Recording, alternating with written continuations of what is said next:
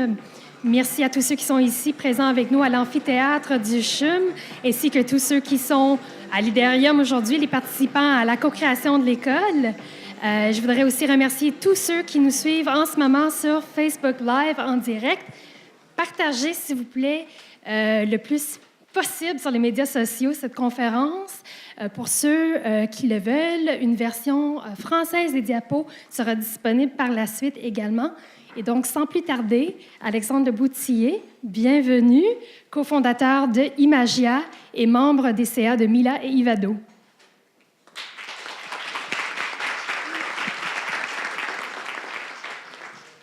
Bonjour à tous, c'est vraiment un privilège d'être au CHUM, non pas comme patient, mais comme porteur d'innovation. Et je pense qu'on a la chance au CHUM d'avoir d'excellentes initiatives, entre autres une initiative d'un Data Lake, on en parlera un petit peu. D'ailleurs, il va y avoir une présentation le 26 mars, une initiative du Dr Chassé, où on rend les données disponibles aux chercheurs, mais les données restent à l'hôpital. Aujourd'hui, je vais vous donner une intuition de ce qu'est l'intelligence artificielle. Donc, souvent, lorsqu'on regarde une technologie ou une science, ça semble très compliqué. Lorsqu'on la regarde un petit peu, bien, ça semble très simple.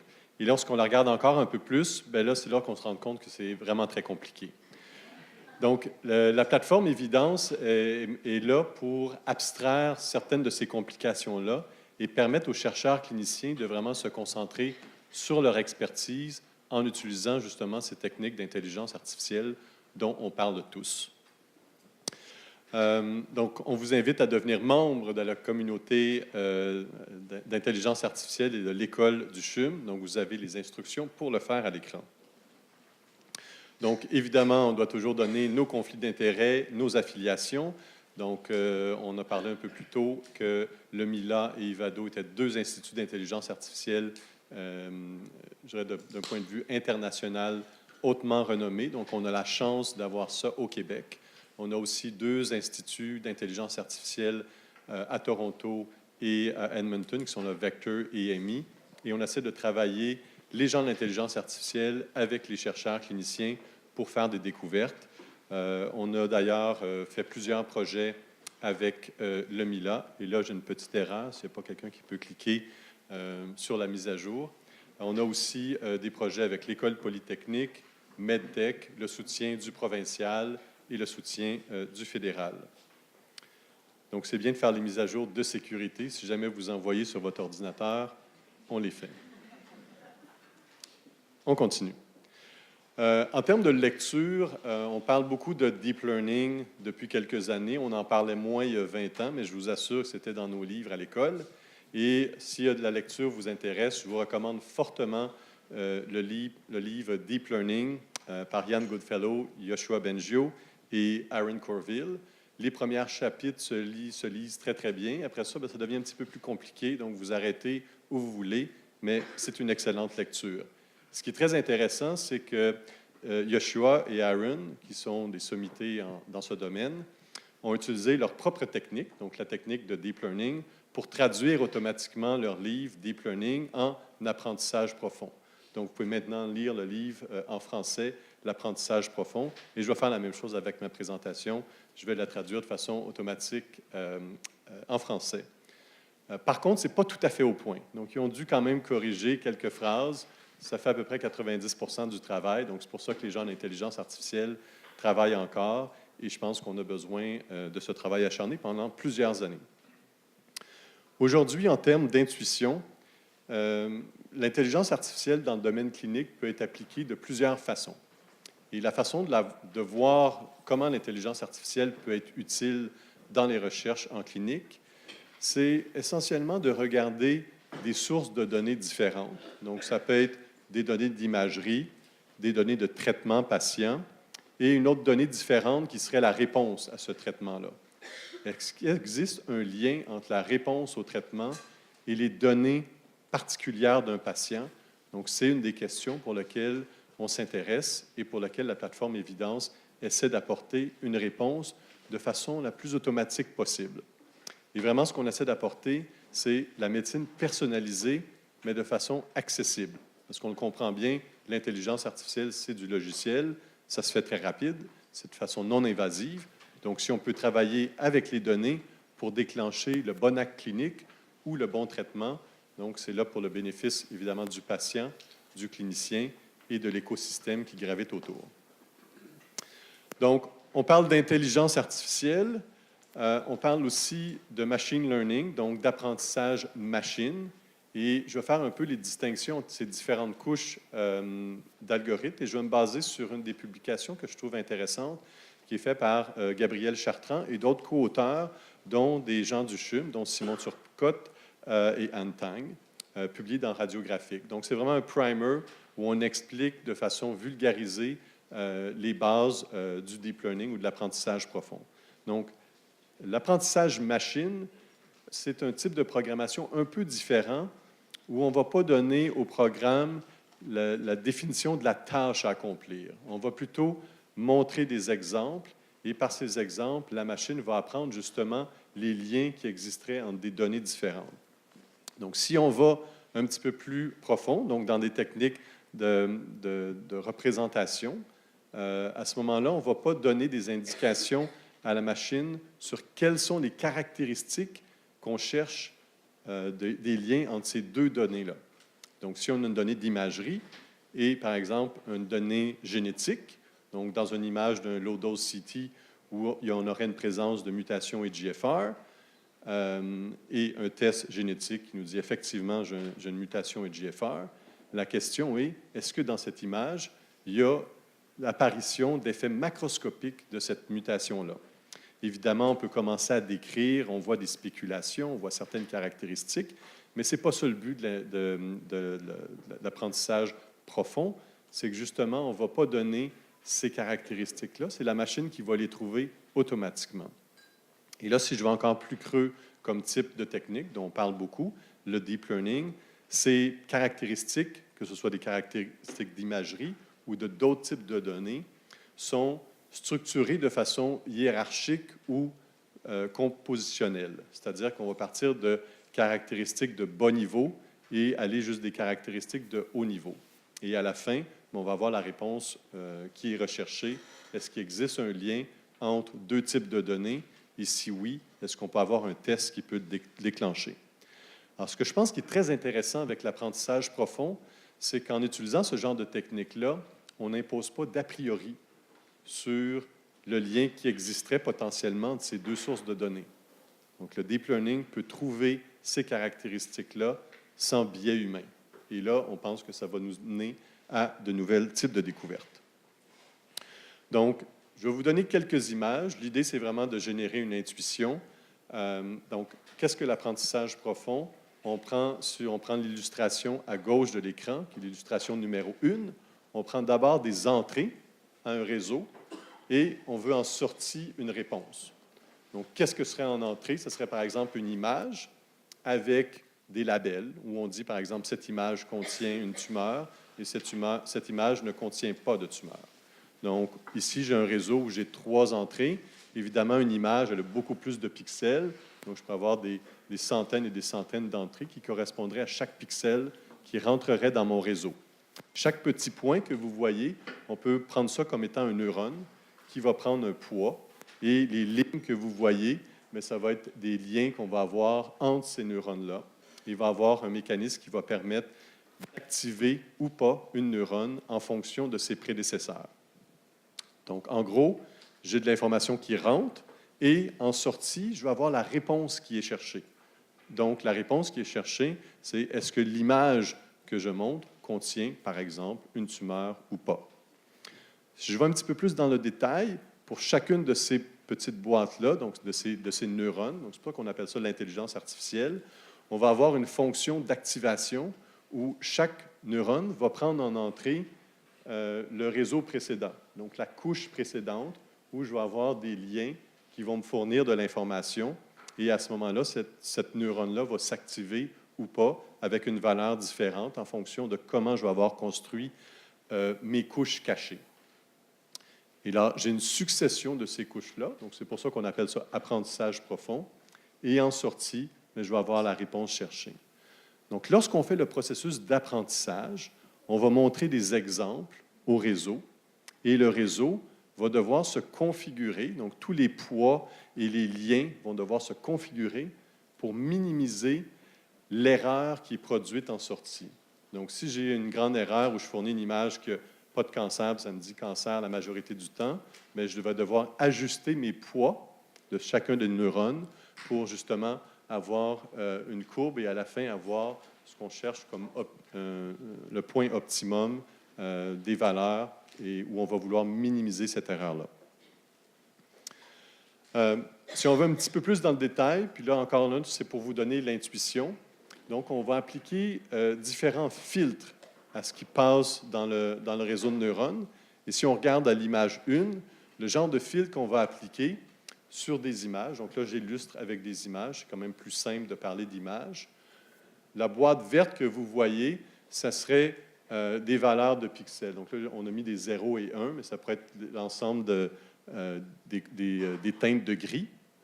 Et je vais appliquer un petit filtre, le petit filtre qui est orange, et que ce petit filtre-là, je vais l'appliquer sur l'ensemble des boîtes en le promenant, comme ça.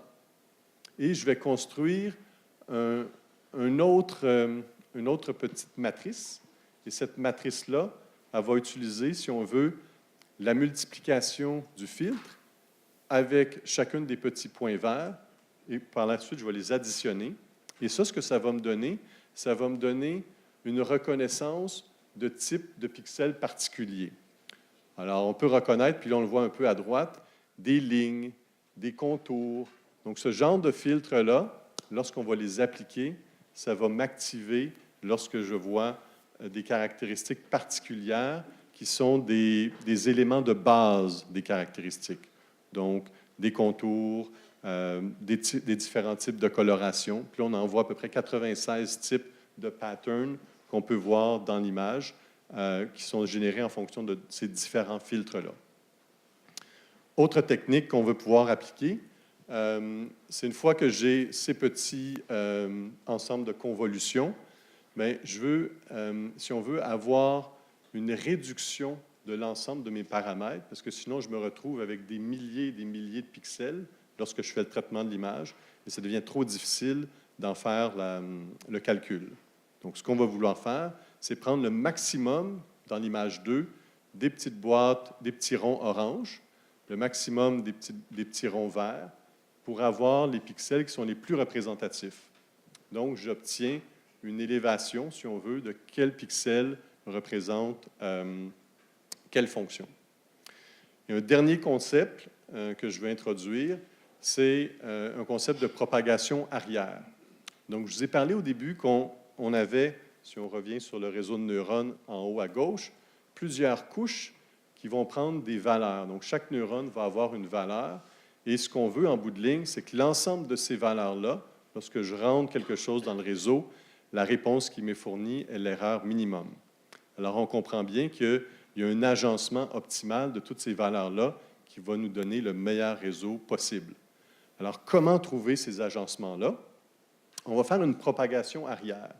Donc, dans l'exemple numéro 3 que j'ai ici, ce qu'on cherche à reconnaître, c'est l'écriture humaine. Donc, on sait que les médecins, lorsqu'ils écrivent, c'est très difficile à relire. Donc, peut-être que l'AI va être capable de traduire ça.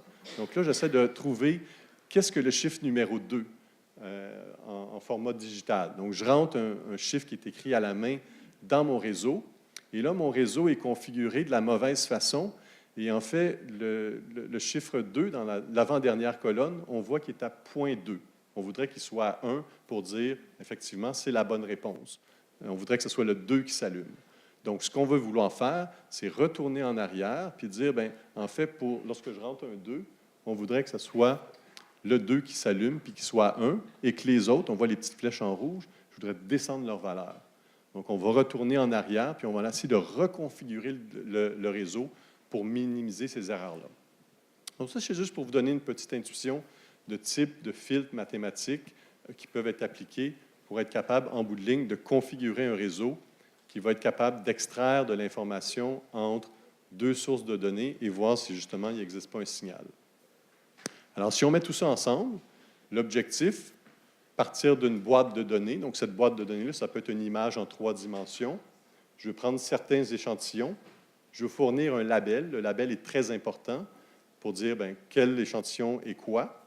Donc, je fournis une réponse à la machine.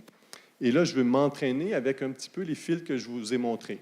Donc, des réseaux de convolution où je veux appliquer puis détecter est-ce qu'il y a des contours, des pixels qui s'allument. Et je vais avoir cet ensemble de couches-là. Et en bout de ligne, je vais avoir la réponse. Donc, dans cet exemple-là, je vais avoir un classifieur qui va me dire si l'image en entrée contient une tumeur ou pas. Et là, dans le bas, on voit des types d'entraînement.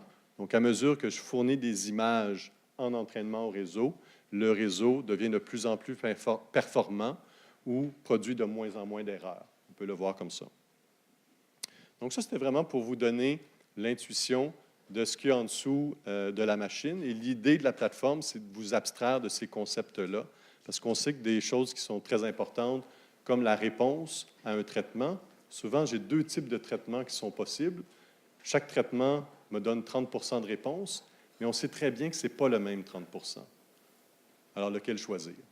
Donc, on pense que l'intelligence artificielle pourra apporter ce genre de réponse-là en regardant les données patients. Autre donnée qu'on aime moins, c'est la résistance qui se développe. On sait que dans 90 il y a une résistance qui se développe. Est-ce qu'on ne peut pas prédire le moment de cette résistance-là pour être capable de changer de thérapie? 3 types d'intelligence artificielle où on pense être capable de faire une différence. Le premier type, c'est l'intelligence augmentée en haut à gauche. Donc là, c'est là où on va pouvoir justement détecter mieux. Depuis 1998, il y a des sociétés comme R2 qui ont appliqué des techniques d'intelligence artificielle, donc ce n'est pas nouveau en santé, pour mieux détecter des nodules dans le cancer du sein. Donc, évidemment, ces techniques-là sont améliorées avec des techniques d'intelligence artificielle où le taux d'erreur est de plus en plus faible. Donc ça va sauver du temps, ça va sauver des erreurs, ça va sauver des coûts, mais ce n'est pas vraiment ça qui, à mon avis, va vraiment changer le système de soins. Ce que je pense qui peut être intéressant, c'est vraiment d'utiliser l'intelligence artificielle pour prédire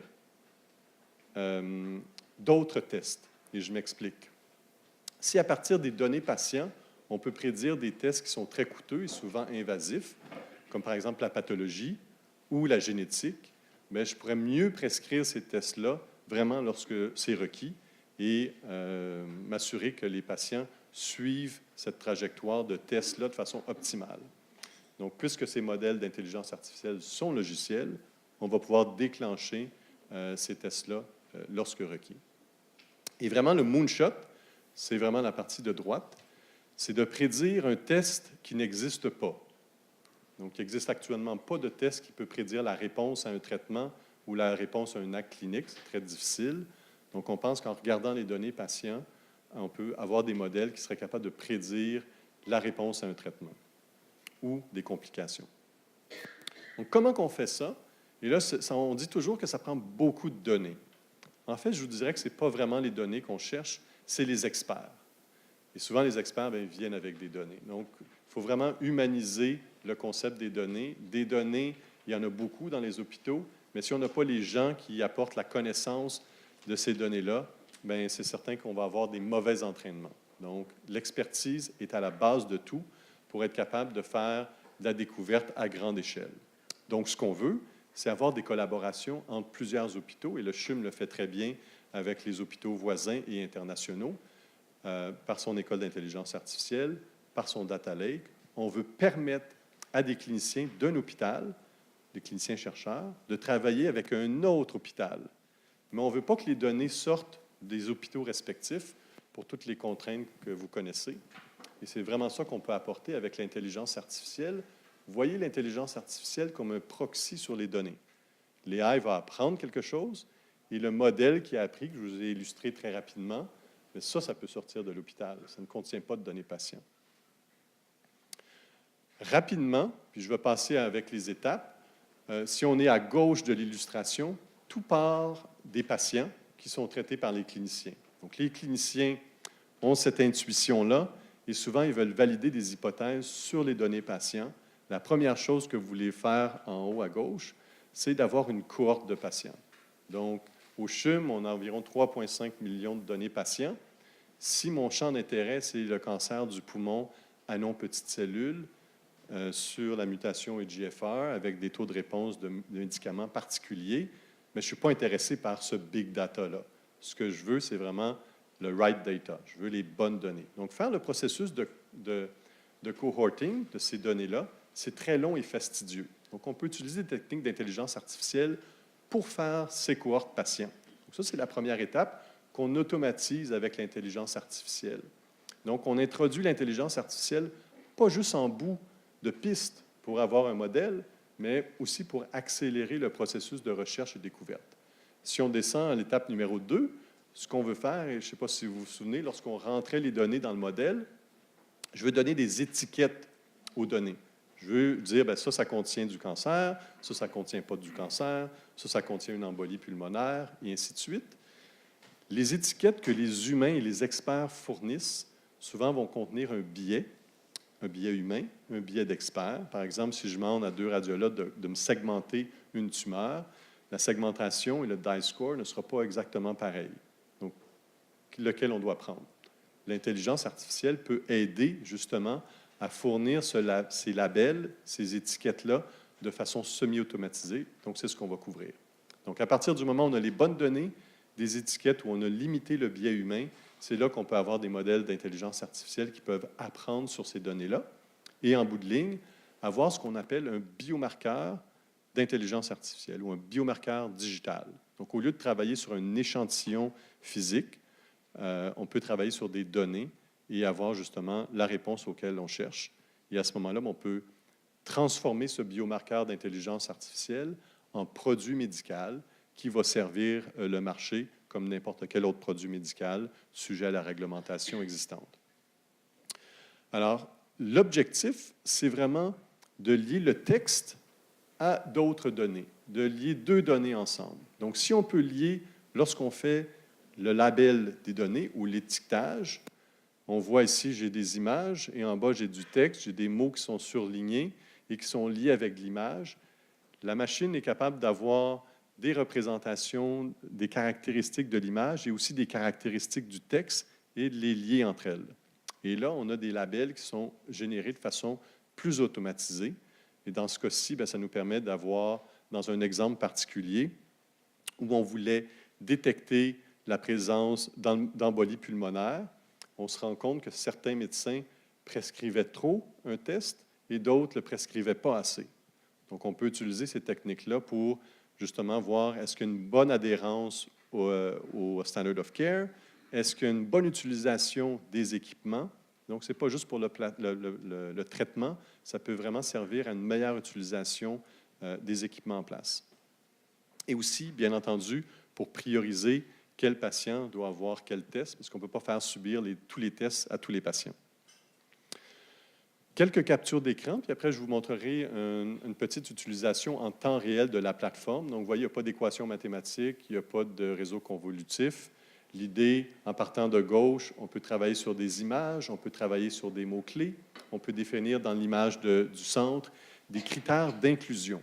Et lorsqu'on construit une cohorte, c'est très complexe d'avoir des critères d'inclusion et des critères d'exclusion. Ce ne sont pas des mots-clés. Souvent, ce sont des concepts. Alors, lorsqu'on parle de concept, on a la chance d'avoir du traitement de langage naturel où la machine peut interpréter des grandes quantités de rapports et pointer aux chercheurs cliniciens des dossiers patients qui seraient pertinents pour son étude. Et c'est ce que la plateforme permet. Encore une fois, ce qu'on veut vouloir faire lorsqu'on crée des étiquettes aux données, c'est de pouvoir lier les différentes données entre elles pour être capable de montrer à un humain. Lorsque je vois certains mots en orange, bien, je les reproduis sur l'image de façon automatisée. Et là, je peux avoir un dialogue homme-machine ou femme-machine pour être capable de voir justement est-ce que la machine est en train d'apprendre la bonne chose ou donner les bons étiquettes. Petite vidéo. L'idée ici, c'est vraiment de montrer la première étape où on est capable de structurer une cohorte de patients. Donc, j'ajoute un nouveau projet, je décris quel est le projet, je mets mes mots-clés. Donc, dans ce cas-ci, on va vouloir faire quelque chose de très simple. On va le faire environ 2 minutes. On veut créer un classifieur de nodules pulmonaires. Donc, on est dans le poumon, on a des nodules et on veut rentrer un mot-clé sur la base. J'ai 3000 patients qui ont ces caractéristiques-là, donc c'est-à-dire une image pulmonaire. Et là, je pense que le vidéo est reparti depuis le début. Ce n'est pas très pratique. Voilà. Donc, lorsqu'on veut créer un classifieur, on veut créer différentes classes. Une classe positive, donc il y a présence de nodules, et une classe négative. Donc, je vais juste écrire comme ça. J'ai une première classe positive, je crée une autre classe, et une classe négative où il n'y a pas de nodules. Donc, très simple. Et après, la machine va me présenter des rapports et je vais devoir donner des labels. Donc, j'ai une interface où l'humain fournit une certaine interaction avec la machine. J'ai toujours une troisième classe qui est autre. Donc, la machine, lorsqu'elle va faire des prédictions, veut s'assurer qu'elle peut dire positif, négatif ou je ne le sais pas. Donc, ici, je lis ce rapport-là et je vais dire dans ce cas-là, je me suis peut-être trompé, il n'y a pas de présence de nodules pulmonaires. Même chose, je fournis cette indication-là à la machine, donc on appelle ça du active learning, plusieurs validations humaines, et ça va permettre de configurer le réseau deep learning pour que le réseau puisse avoir une idée de qu'est-ce qu'on est en train de vouloir lui dire lorsque je lui demande de classifier entre la classe A et la classe B. Je ne lui ai jamais dit qu'est-ce qu'était un nodule pulmonaire. Je suis en train vraiment de lui montrer des exemples et malheureusement, j'ai des problèmes avec la vidéo. Après plusieurs exemples, on va être capable automatiquement de générer un classifieur où la machine va être capable de nous suggérer des réponses fournies par l'intelligence artificielle et je vais pouvoir valider. Est-ce que la machine a bien compris qu'est-ce qu'était ma classe A et qu'est-ce qu'était ma classe B? Donc, ça, vraiment la force où je n'ai pas besoin, justement, de fournir des caractéristiques. Je ne fournis pas de biais. Donc, justement, je pense que c'est une bonne transition sur la normalité et le biais. Donc, je pense que c'est important d'avoir aussi des techniques d'intelligence artificielle qui vont me dire est-ce que je suis en train de travailler sur les bonnes ou les mauvaises données.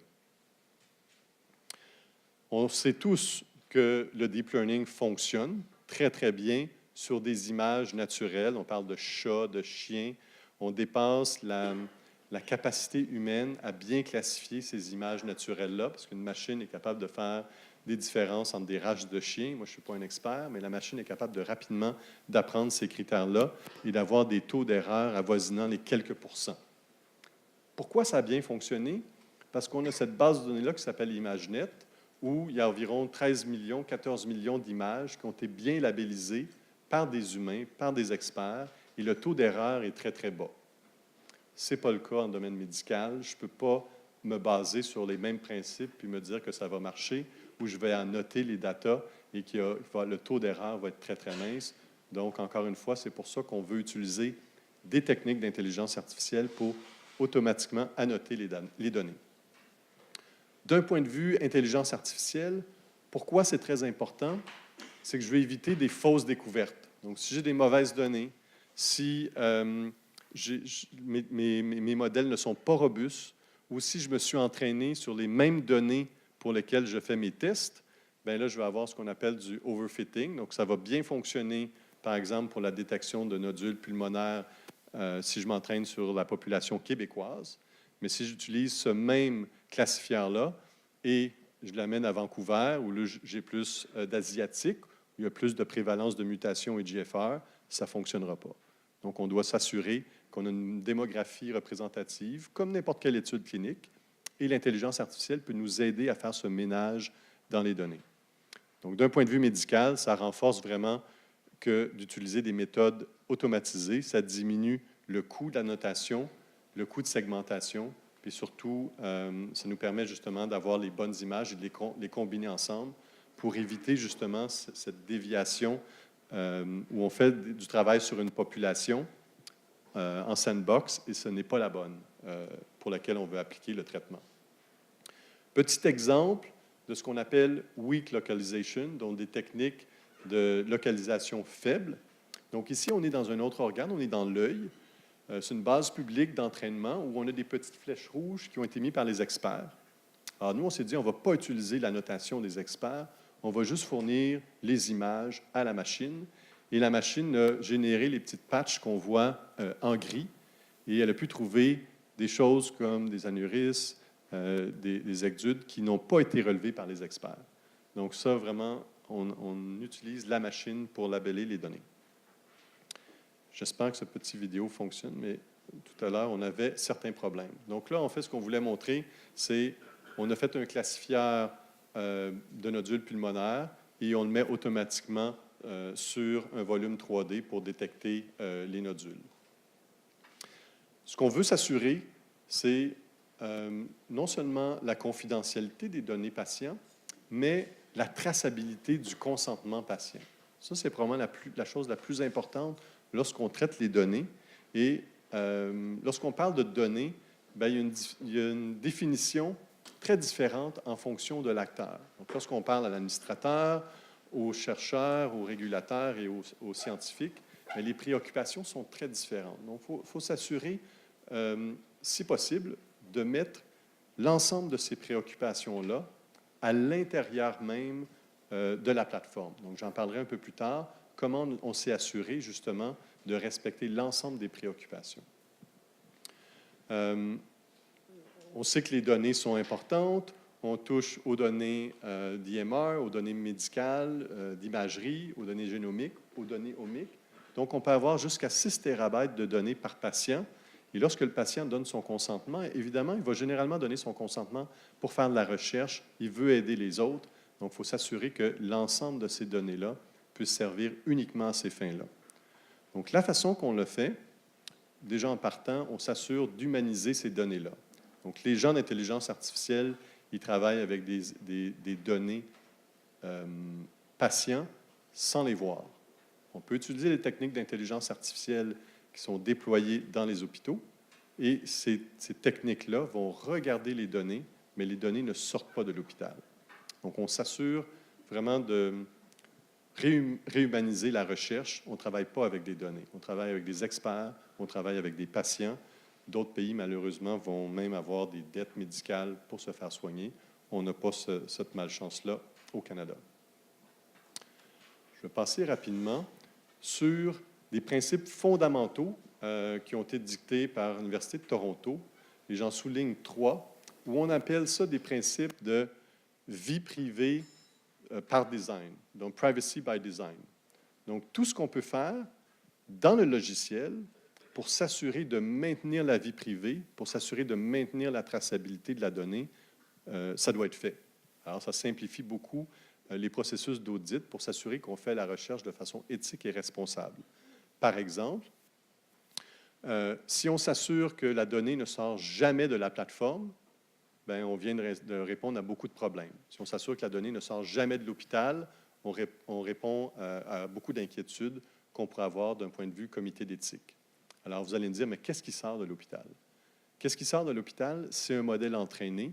C'est quelque chose qui a appris sur la base de données des patients dans un hôpital. Et c'est ces modèles entraînés-là qui peuvent se promener d'un hôpital à l'autre pour augmenter justement leurs connaissances. Donc, on a démontré cette traçabilité-là bout en bout. Et je vais vous dire, ça va jusqu'à la chose suivante. Un patient peut demander d'effacer sa donnée dans une étude clinique. La donnée est effacée. Et aussi tout produit dérivé. Donc, un modèle qui aurait appris sur la donnée du patient, c'est un produit dérivé. Donc, on efface aussi le modèle qui a appris et on le réentraîne sur N-1 données, tout ça de façon automatique, sur un seul clic. Donc, à ce moment-là, on respecte la volonté du patient, soit de faire partie pour aider la recherche, ou soit de se retirer. Donc, c'est ce qu'on appelle vraiment l'apprentissage fédéré. Donc, on apprend de façon individuelle par site et on met ça de façon collective.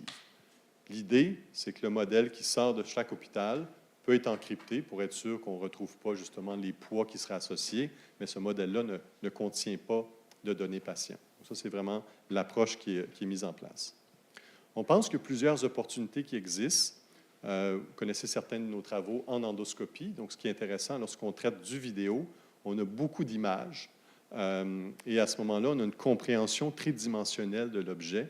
Donc, on peut apporter, par exemple, lorsqu'on fait du dépistage du cancer du côlon, des tests qui pourraient, à partir d'une vidéo, prédire la pathologie.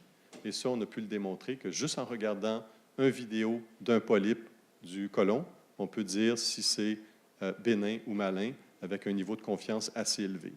Donc ça, je pense que ça démontre justement qu'on peut appliquer ces techniques-là pour faire la pathologie lorsque c'est nécessaire.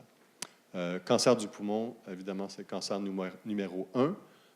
Il y a des traitements qui répondent, d'autres qui ne répondent pas. Lesquels, pourquoi? L'intelligence artificielle peut vraiment amener des tests compagnons qui sont basés sur des données.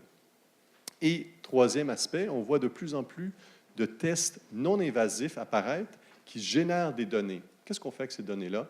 Encore une fois, on peut les analyser avec l'intelligence artificielle. Et souvent, ces tests-là n'ont pas besoin d'être parfaits. Ils ont juste besoin d'être assez bons pour peut-être déclencher un test plus onéreux, plus invasif, plutôt que de ne jamais faire ces tests invasifs-là ou de les faire trop tard. Souvent, sont meilleurs. Je vais passer rapidement sur les dernières acétates, puis vous donner peut-être une importance de la collaboration entre le domaine médical et le domaine de l'intelligence artificielle. Et c'est ce qu'apporte cette plateforme-là, c'est de s'assurer que lorsqu'on donne des mesures, les mesures sont adéquates. Donc, par exemple, ici, si je demande à des gens d'intelligence artificielle de détecter des nodules, les meilleures publications des nodules pulmonaires, les meilleures publications vont être autour de 95% de bien détectés. Donc, vous allez dire, c'est bien. Mais en fait, ce qui est intéressant, puis ce qu'on veut savoir, lesquels de ces nodules sont cancéreux. Donc, je pourrais détecter sur ma population cible l'ensemble des patients qui sont bleus. Donc, c'est des patients qui ont des nodules. Je pourrais les détecter presque à 100%. En fait, je les détecte à 95%, mais je détecte aucun de ceux qui sont illustrés en rose qui ont vraiment le cancer. Donc, il faut s'assurer de poser les bonnes questions puis d'avoir les mécaniques pour, lorsqu'on trouve quelque chose, on peut vraiment emporter ça en adoption clinique. Donc, dans ce cas-ci, on a besoin de à peu près 63% de spécificité, mais on veut vraiment 100% de sensitivité. Ça, c'est l'objectif pour vraiment détecter les nodules malins. Genre de choses qu'on peut faire, détecter certains types de maladies et même prédire des caractéristiques qui vont nous indiquer est-ce qu'il y a présence ou non d'un type de maladie. Là, ici, ce qu'on voulait faire, c'est prédire des nodules pulmonaires qui étaient malins.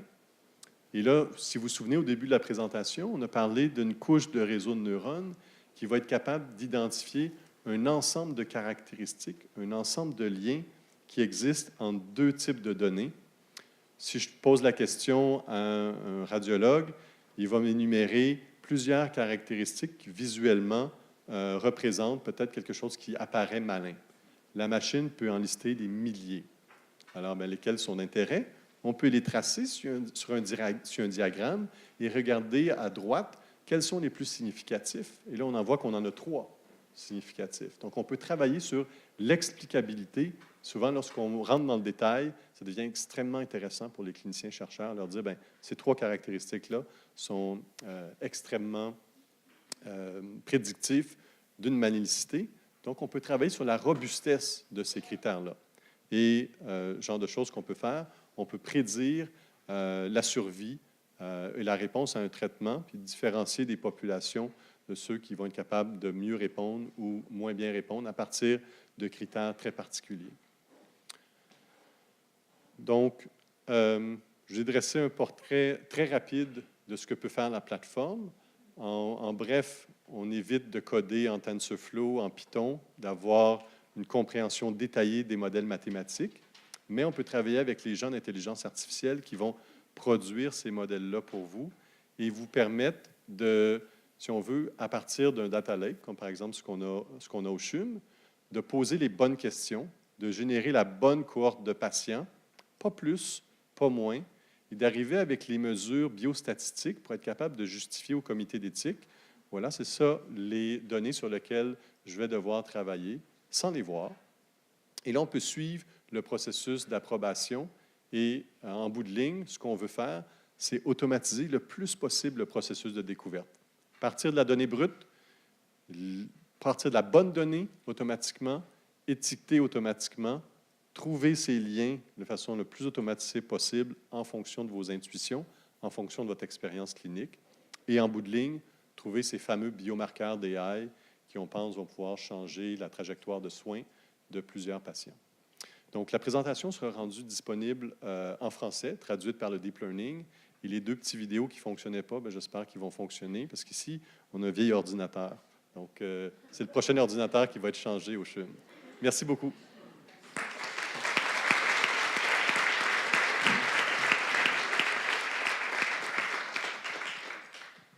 Je pense qu'on a le temps pour un échange de questions, donc n'hésitez pas. On est entre amis, soit sur Facebook ou ici pour poser les questions. Donc, toutes les questions sont bonnes. Et oui, s'il vous plaît, vous déplacez vers les micros aussi pour poser vos questions. Et en fait, c'est vraiment vous les experts. Donc, vous devriez être ici et nous, on serait dans la salle pour vraiment comprendre vos intuitions. Donc, n'hésitez pas si vous avez des problèmes sur lesquels vous travaillez. Si vous posez la question, mais est-ce que l'intelligence artificielle serait pertinente? Je suis là pour répondre. Bonjour, Christian Stapp pour la recherche clinique au Centre de recherche. Merci beaucoup pour cette belle présentation. J'en déduis, si je reprends la première étape, le bon phénotypage des patients, outcome-based. Est-ce que c'est un travail de changement comportemental ou, en d'autres mots, faut-il abandonner les notes cliniques manuscrites? Alors, je dirais non, parce qu'actuellement, les notes manuscrites sont utilisées par les humains. Mais je vous dirais oui aussi, parce qu'actuellement, la reconnaissance des caractères manuscrits, surtout lorsqu'on regarde les notes manuscrites, ce n'est pas très performant.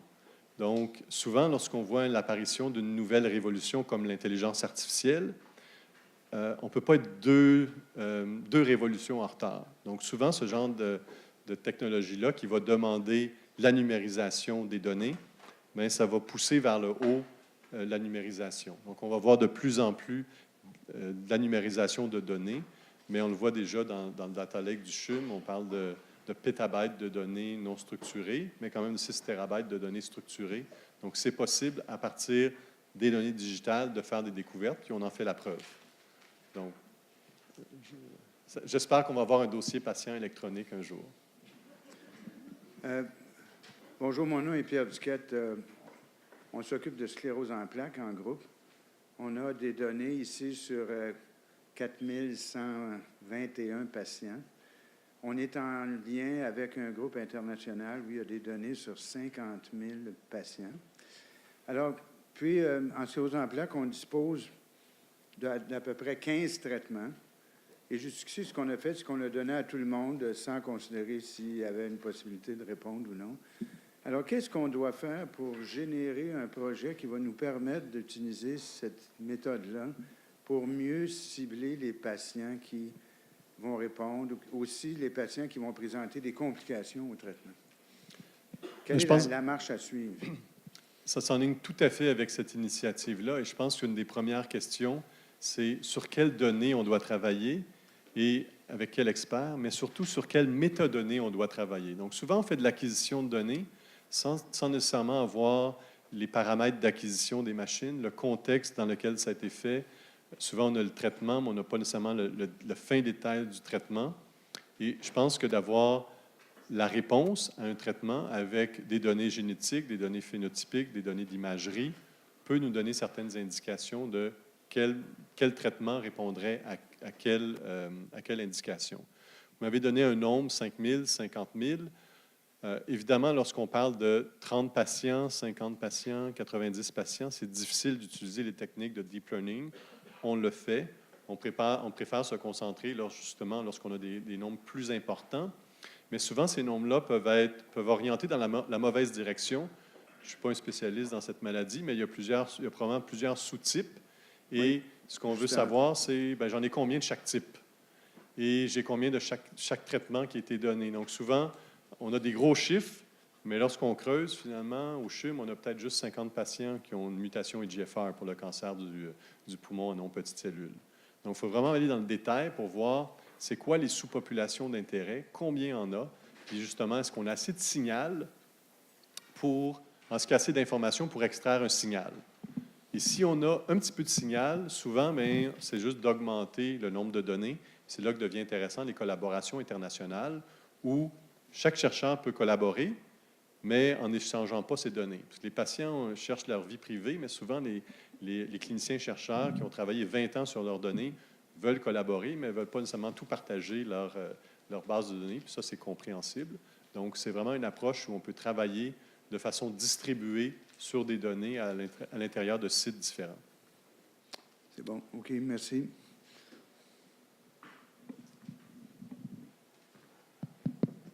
Alexandre, moi j'ai une question par rapport à la prédiction que va donner l'intelligence artificielle en termes de réponse thérapeutique. Parce que tu abordes l'aspect recherche, mais il y a ensuite l'aspect application clinique. Comment, sur le plan éthique, tu vas utiliser cette donnée que tu as tirée de la recherche sur la réponse ou la non-réponse à un traitement, surtout dans le cas où il y aurait une possibilité d'erreur ou en tout cas une marge d'erreur possible dans cette réponse. C'est-à-dire, est-ce que ensuite, éthiquement, ça pourrait être utilisé, par exemple, par une compagnie d'assurance ou par qui que ce soit, un employeur ou autre, en disant vous n'avez aucune chance de répondre à ce traitement, donc on ne vous l'administre pas. Donc, je pense que la question est très vaste. Je vais répondre à certains aspects.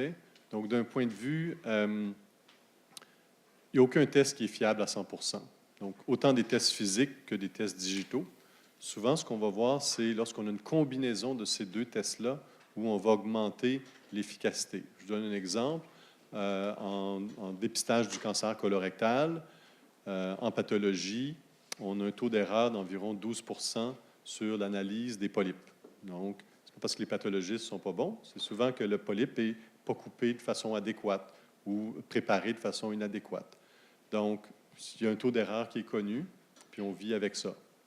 Si j'ai une technologie d'intelligence artificielle qui regarde l'image du polype, donc là, je le vois dans son ensemble, je suis capable d'avoir un autre test, à cette fois-ci digital, avec aussi son taux d'erreur. On parle d'environ 5 %. Ça ne veut pas dire qu'il est meilleur que le test en pathologie. Les taux d'erreur sont différents. Donc, souvent, dans ce cas-ci, les polypes qui vont être envoyés en pathologie, si la réponse concorde avec le test numérique, bon, c'est déjà une bonne nouvelle. Si ça ne concorde pas, on pourrait demander simplement de recouper l'échantillon. Donc, je pense que ce n'est pas une technologie qui remplace une autre, c'est une technologie qui peut déclencher une autre, souvent une qui est plus coûteuse, plus invasive, et justement, souvent, sont faits de façon concordante. Pour répondre à la question de la prédiction, c'est souvent ce qu'on voit. Il y a des très bons médicaments, des très bonnes thérapies ciblées, mais ça fonctionne à 20 ou 30 %. Donc, si je suis capable d'avoir un biomarqueur, ou lorsque j'ai un choix comme patient, souvent, c'est plus laissé au hasard quel traitement. Donc, on essaie le premier pendant 3 mois, ça ne fonctionne pas, et après, on passe sur le deuxième. Donc là, non seulement le payeur a payé inutilement pendant 3 mois, le patient a juste eu les effets secondaires pendant 3 mois, et la compagnie pharmaceutique, en fait, elle a vendu quelque chose qui n'avait pas d'intérêt. Donc, si on est capable d'avoir un test qui va déclencher ces traitements-là avec un meilleur taux de succès, parce que je les déclenche sur la bonne population, tout le monde est gagnant. La pharmaceutique, parce qu'elle est capable de justifier un meilleur prix pour son médicament, parce qu'il marche mieux. Le patient, parce que juste les bénéfices et pas les effets secondaires. Et tout le système de la santé, parce que ça évite de changer à gauche et à droite. Donc, il n'y a rien de parfait, mais je pense que c'est un nouvel outil dans l'orientation de la trajectoire de soins et dans la prédiction de certaines conséquences lorsqu'on pose tel acte ou on prescrit tel drogue. Donc, ma réponse n'est pas parfaite aussi, mais c'est le début d'un dialogue. Merci beaucoup, Alexandre. C'est super clair. J'ai même l'impression d'avoir compris l'intelligence artificielle. Je suis sûr que ça ne va pas durer. Ma question est, dans les différentes dimensions que tu as mentionnées de données d'un individu, quelle est globalement la valeur ajoutée de rentrer dans l'équation ou dans le modèle les données génomiques de manière systématique? Toute question de coût mise à part, si je faisais une proposition de génotyper tous les patients qui rentrent au CHUM, est-ce qu'on pourrait démontrer qu'il y a une valeur ajoutée en termes de prédiction, justement? Alors, ma réponse va être double. C'est toujours des réponses compliquées que je donne. D'un point de vue apprentissage, pour apprendre et pour construire ce biomarqueur dont je vous ai parlé, là, un modèle qui va avoir appris sur les données, bien sûr que c'est intéressant d'avoir le profilage complet. Parce que justement, je vais être capable, par exemple, de lier un effet macroscopique que je vais voir dans une image à un test génétique. Évidemment, l'image, souvent, je l'ai gratuitement, en guillemets, parce qu'elle est faite de façon routinière. Si je fais un test génétique à un patient, mais là, ça coûte plus cher. Par contre, si dans ma base d'entraînement, j'ai quand même eu beaucoup de patients qui ont eu à la fois la donnée d'imagerie et la donnée génétique, je pourrais apprendre, est-ce qu'il n'existe pas du signal dans l'image qui est caractéristique de certains types de mutations? La réponse, on le sait, elle est oui. Là, il faut faire les biomarqueurs qui sont assez robustes pour devenir des tests prédictifs.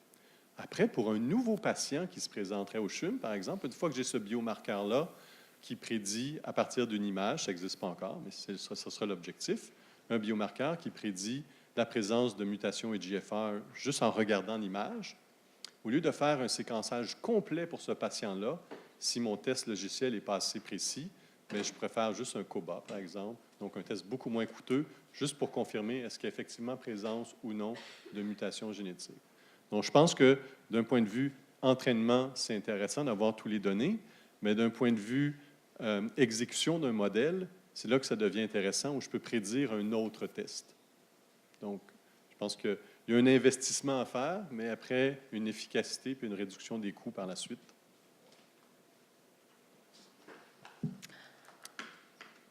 Mais peut-être dernier commentaire sur ça, je pense que on était en discussion à l'Institut Transmedtech ce matin avec des gens d'Israël, et ce qu'ils nous disaient très bien, c'est que le patient d'aujourd'hui n'est pas le même que le patient demain. Donc, lorsque j'obtiens un traitement, souvent j'ai une instabilité génomique, et le lendemain, mais mon profil génétique n'est plus le même.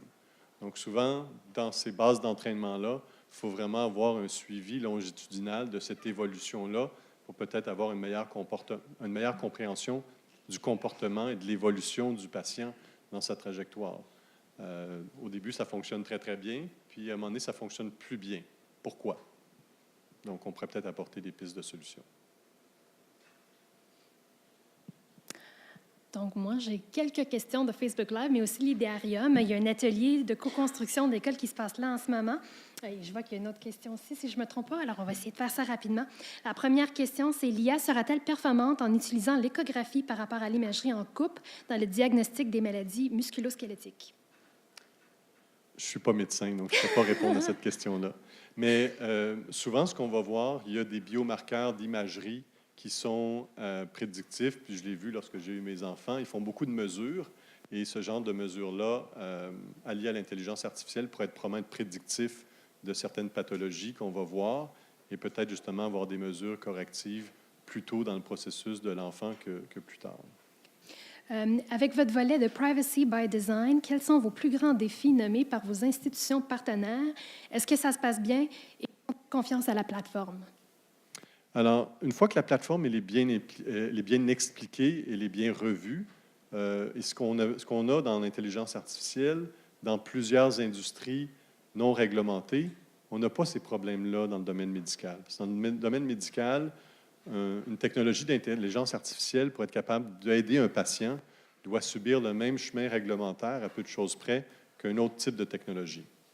Donc, les comités d'éthique, lorsqu'ils comprennent, justement, la donnée ne sort pas de l'hôpital, la seule chose que son seul but, c'est d'aider le clinicien dans sa recherche, et justement, pour trouver des marqueurs digitaux, là, je caricature un peu, la réponse est extrêmement positive. Pourquoi? Parce que les chercheurs sont demandeurs d'outils d'intelligence artificielle et les hôpitaux veulent rendre disponibles leurs données, mais sans nécessairement les partager. Ce serait ça l'objectif. Donc, je pense que c'est un peu l'objectif de la plateforme. D'un point de vue visionnaire, ce serait plutôt que d'interagir avec des données, on devrait plutôt interagir avec l'intelligence artificielle. L'intelligence artificielle, elle, interagira avec des milliers de données. Donc, comme chercheur, idéalement, je ne suis pas nécessairement obligé de voir la donnée. Et dernière question.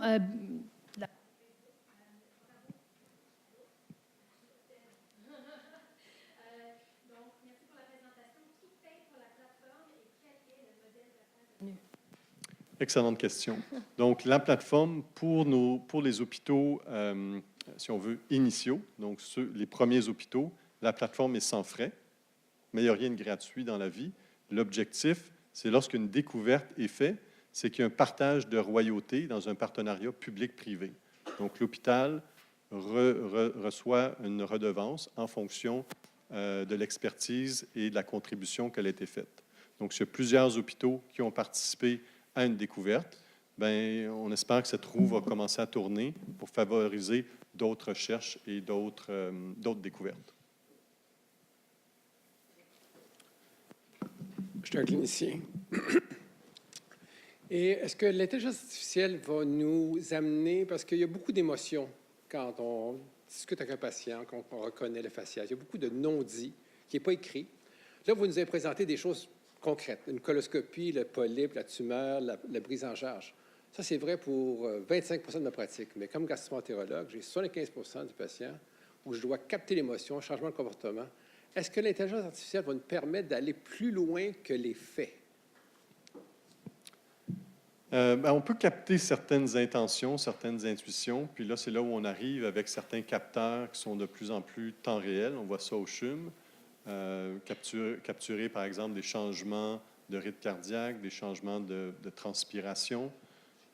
Mais il faut voir l'intelligence artificielle comme étant ici un apprenant sur des données. Donc, ça reste quelque chose qui est quand même très factuel. Donc, on pourrait apprendre sur différents types de réponses gestuelles. Souvent, lorsqu'on voit un patient rentrer puis ça ne va pas bien, vous êtes capable de faire une appréciation en quelques millisecondes. Si on est capable de fournir ces données-là à la machine, elle serait probablement capable d'être un outil, un allié pour vous aussi. Mais là, on embarque dans des technologies où des données sont moins fiables. Donc, c'est pour ça que nous, on préfère se concentrer sur des données où on est un plus dans le blanc ou noir, malgré qu'on sait qu'il y a des teintes de gris. Et là, c'est là qu'on on est capable de démontrer la robustesse de ces biomarqueurs-là. Ce qui est un petit peu plus difficile lorsqu'on est dans le domaine qualitatif. Donc, l'intelligence artificielle ne va pas vous remplacer. Elle est vraiment là pour vous aider. Elle est vraiment là pour accélérer la prise de décision et souvent aussi quel va être l'impact d'une décision sur la trajectoire de soins.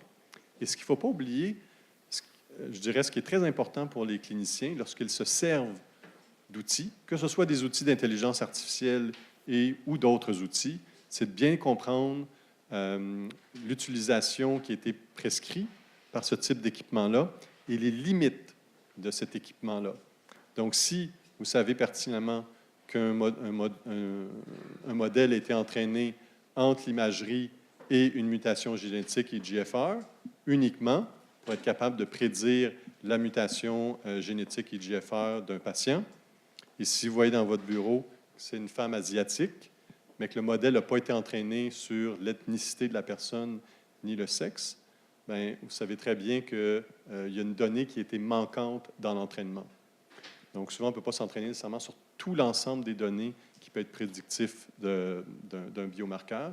Et c'est pour ça, justement, ce dialogue-là, clinicien-chercheur, personne d'intelligence artificielle, pour s'assurer que lorsqu'on entraîne quelque chose, on capture l'ensemble des bonnes données et qu'on n'oublie pas nécessairement des données importantes pour qu'en bout de ligne, ce qui est produit vous soit utile.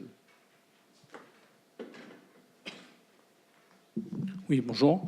En vous écoutant, j'ai vu se profiler un grand potentiel pédagogique, l'intelligence artificielle.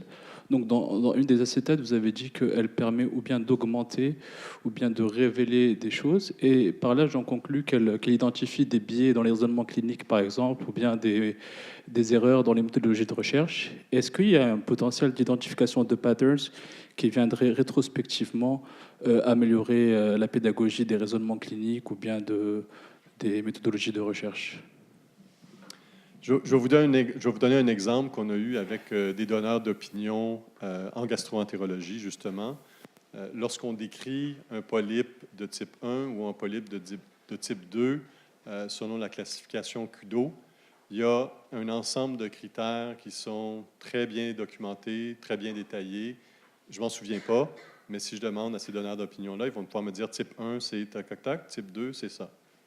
Par contre, il y a environ juste une douzaine de donneurs d'opinion sur la planète qui sont capables visuellement de faire la différence entre un polype bénin et un polype malin. Pourtant, les règles sont très écrites là, dans les livres académiques.